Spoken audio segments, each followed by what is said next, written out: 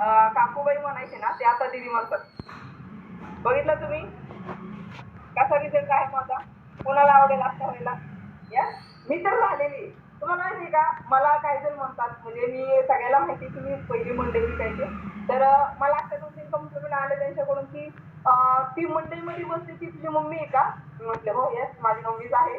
काही काही जे चांगलं ओळखीचे होतं त्यांना म्हटलं नाही ती मीच आहे. मी माझ्यामध्ये एवढं डान्स माझा बदल केलेला आहे.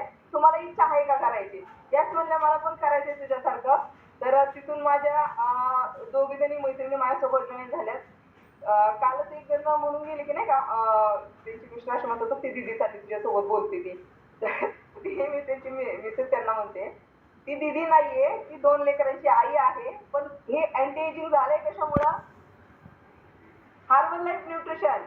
जशी संतूर ममा आहे ना तशी हार्बल लाईफ ममा आहे मी पण. माझा पण 21 वर्षाचा मुलगा आहे. कोणाला विश्वास बसणार नाही ह्या कॉलवरती. 21 वर्ष कंप्लीट झालेले आहे, त्याला 22 वर्ष चालू आहे आता. आणि हे कशामुळे झालेलं आहे? फक्त सात्विक पोषक आहार घेतल्यामुळं जे पाहिजे ते माझ्या बॉडीची नीड कंप्लीट झाली. त्याच्यामुळे मी यंग दिसते ना अजूनही. बरोबर आहे का नाही? बॉडी रिक्वायरमेंट करत नाहीये माझी दुसरी काही, कारण मी सगळं देते तिला. सगळं. जेवढे व्हिटॅमिन पाहिजे, जेवढे मिनरल्स पाहिजे सगळे माझ्या बॉडीला जातात. त्याच्यामुळे माझ्या शरीरातले सगळे सेल्स एकदम खुश आहेत का नाही.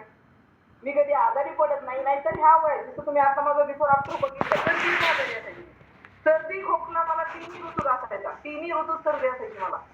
आमच्या घरची इकडे आल्यानंतर माझी किडकं वांग म्हणतात ना तसं आहे. सारखे आजारीच असते, सारखे आजारीच असते.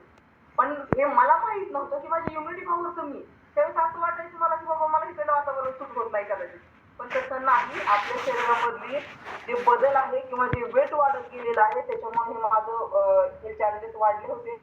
जसे लेडीजचे पीसीओडीचे प्रॉब्लेम पण मला होते. दवाखाना करून कंटाळलेली व्यक्ती आहे मी. पित्ताचा त्रास तर सकाळी उठल्यापासून डोकं दुखायचं संध्याकाळी झोपेपर्यंत. ओमी गोळी खाल्ल्याशिवाय मी रोज एक गोळी खायची. रोज एक.